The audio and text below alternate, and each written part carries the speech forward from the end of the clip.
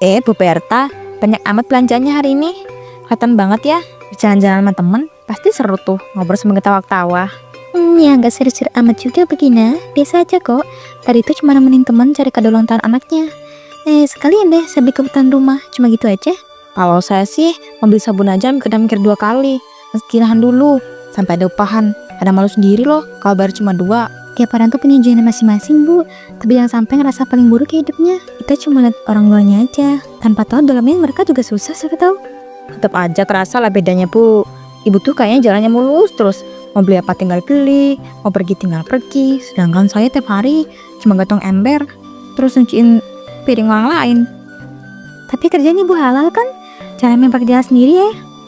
Ya saya mikir aja bu, masa tua kok masih gini-gini aja, gak ada kemajuan sama sekali. Tiap orang bilang harus bersyukur, rasanya kesel. Coba deh hidup sereket, pasti tahu susahnya. Semua orang pernah dibawa juga ke bu, yang penting jalanin terus. Dan tetap percaya nanti ada gantinya, Tuhan tuh adil. Enak ya bu, soalnya ibu gak ngerti masa susah itu. Sekarang tinggal nikmatin anaknya, beda sama saya, jadi tempat yang sama. Saya dulu juga pernah gagal bu, cuma saya terusin aja. Lama-lama ada jalannya, ya begitu prosesnya. Ya bu, saya cuma pengen cerita aja sih, biar gak numpuk. Kalau dipendem mah jadi pusing aku. Gak apa-apa bu, saya dengerin kok. Yaudah bu, makasih udah mau dengerin saya ngoceh panjang pada tadi. Yang masuk dulu ya. Iya bu. Enak banget ya hidupmu sekarang Berta. Padahal dulu kita gak sama-sama merintis, kok cuma kami yang sukses. Dunia yang gak adil. Pagi esoknya, suara rumput yang dipotong terdengar dari halaman rumah Bu Berta. Suami Bu Berta, Pak Ijal, memotong rumput liar yang gunting besar. Bu Gina pun melihat pemandangan itu, karena spontan senyumnya mengembang lebar.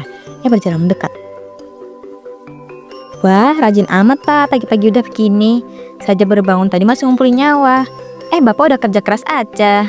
Hahaha, ini mah rutinitas tiap bulan saya kok bu. Rumputnya cepet banget numbuh.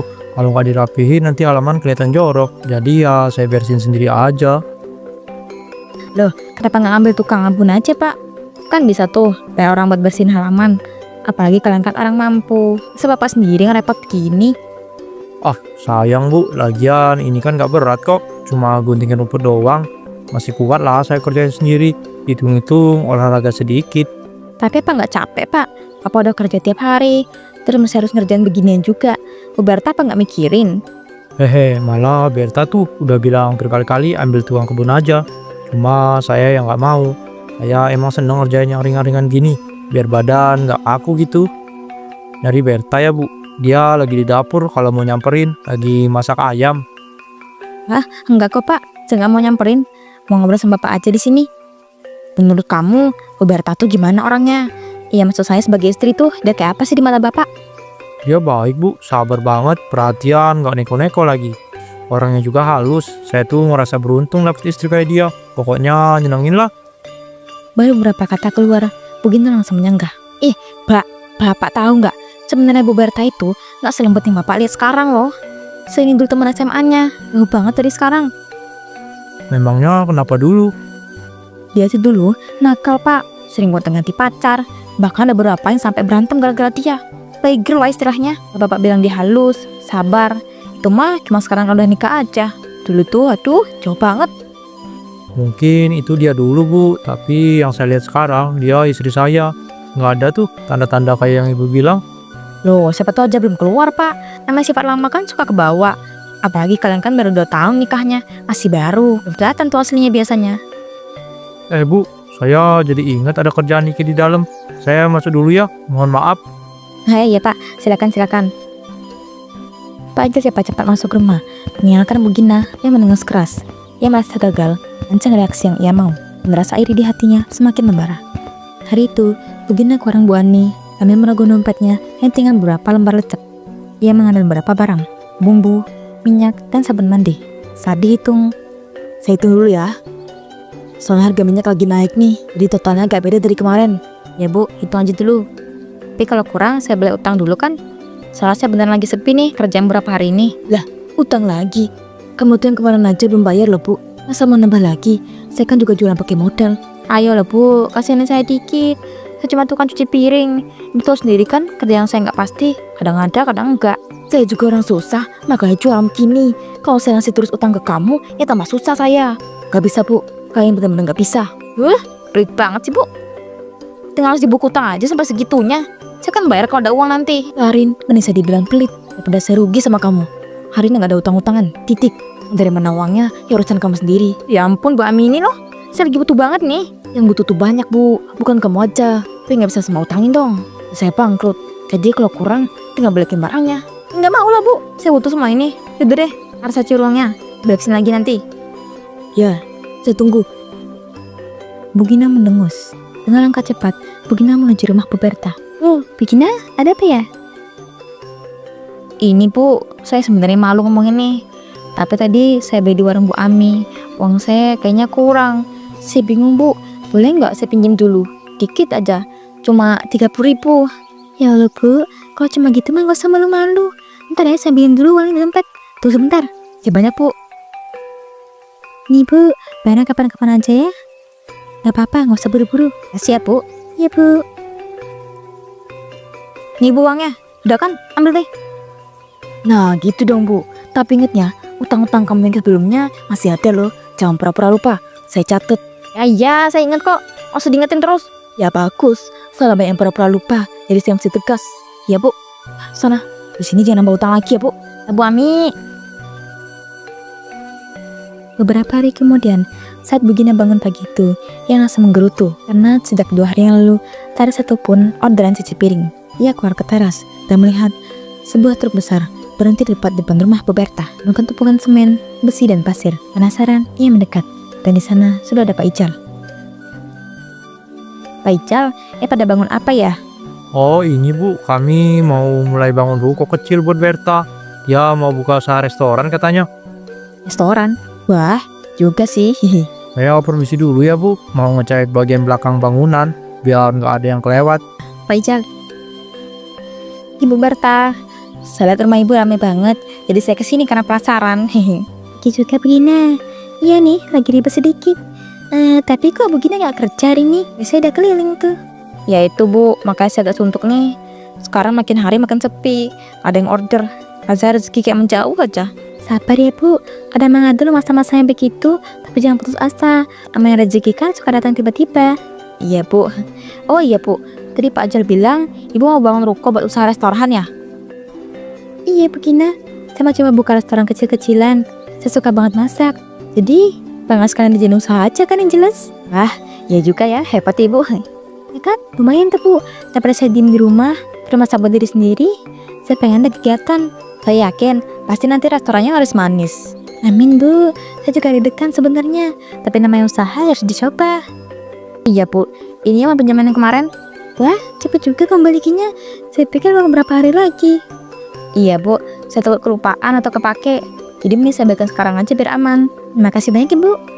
Ya Bu, kalau gitu saya permisi dulu ya pulang. Malam harinya, di rumah Bu Berta, ia menyiapkan makan malam untuk suaminya serta kedua anak mereka. Setelah makan selesai, anak-anak mereka ke ruang tamu, sementara Pak Ijal masih di sana. Berta, aku mau nanya sesuatu. Nanya apa Mas? Ini soal Bu Gina. Dia pernah bilang ke aku, kalian teman SMA bener. Sebenarnya kita cuma satu sekolah Mas. Kalau dibilang temen, ya enggak juga sih, kelas aja beda. Jadi kalian gak terlalu kenal banget waktu SMA ya? Enggak Mas, aku aja baru deket sama dia itu setelah kita nikah. Ya gara-gara tetanggaan. Kenapa? Tempo hari dia sempat bilang ke aku kalau dulu dia teman SMA-mu. Terus dia cerita-cerita soal kelakuanmu dulu. Lakuan aku?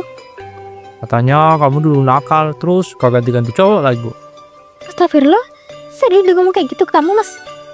Iya, aku kaget. Aku gak tahu harus respon gimana saat itu. Mas, itu fitnah loh. Aku gak pernah kayak gitu. Lagian itu dari mana coba? Raja Empel gak pernah ngobrol dulu. Dia bilang apa lagi selain itu?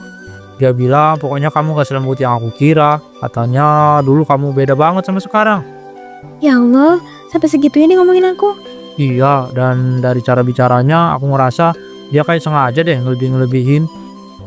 Kenapa ya? Aku gak pernah punya salah sama dia. Aku dulu gak punya musuh di sekolah. Mungkin ada sesuatu dulu yang tanpa kamu sadari nyinggung dia gitu. Ada apa-apa Mas, aku sama dia biasa aja. Jujur ya, tiap kali dia datang ke sini atau ngobrol sama aku di luar, aku selalu merasa gak nyaman gitu. Gak nyaman kenapa? Entah, tapi menurut aku ya, Dia kayak selalu berusaha ngejatuhin kamu pelan-pelan. Kayak dia iri gitu sama kamu, Ber. Iri? Ya ampun, apanya coba? Hidup kita aja biasa-biasa aja. Kadang orang iri bukan cuma karena materi, tapi karena kamu bahagia. Tapi kenapa ya? Dia sampai fitnah-fitnah aku gitu. Udah, nggak usah dipikirin. Aku nggak tahu kamu kayak apa. Aku hidup sama kamu tiap hari. Udah, nggak usah dipikirin. Aku tahu kok kamu kayak apa. Lagian aku hidup sama kamu tiap hari. Makasih ya mas, kamu percaya sama aku. Bulan demi bulan berlalu. Ruko yang dibangun semakin terlihat bentuknya.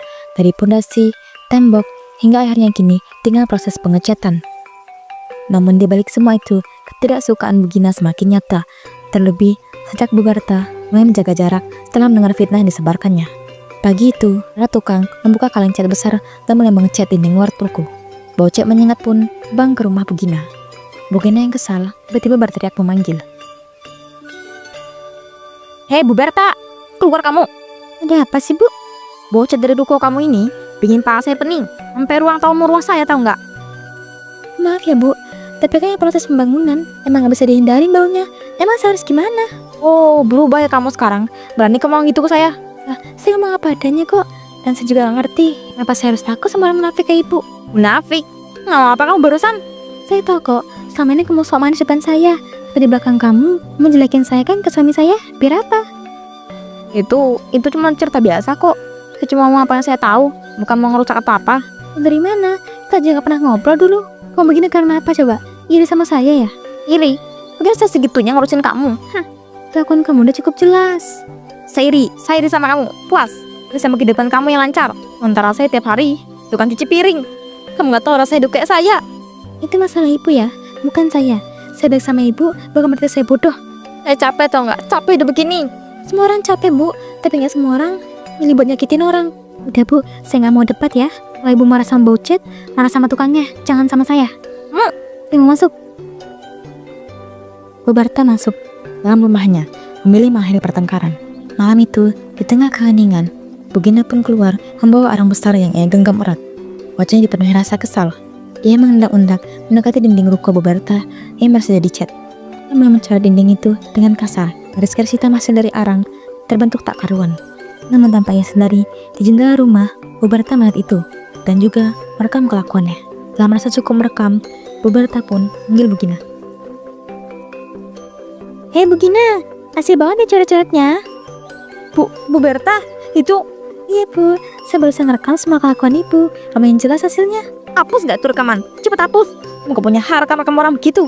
Oh, saya punya hak dong. Menyalahkan properti saya. Saya bakal hapus rekamannya asal besok pagi Ibu cat ulang dinding saya. Tanggung jawab. Saya gak mau apa kamu? Gampang Bu, sebagai video keluarga biar semua tahu siapa yang suka bikin masalah. Jangan Bu Berta, jangan sebarin. Itu konsekuensinya Bu. Kalau Ibu mau cat ulang, ya saya gak akan sebarin. Yaudah, besok saya cat ulang.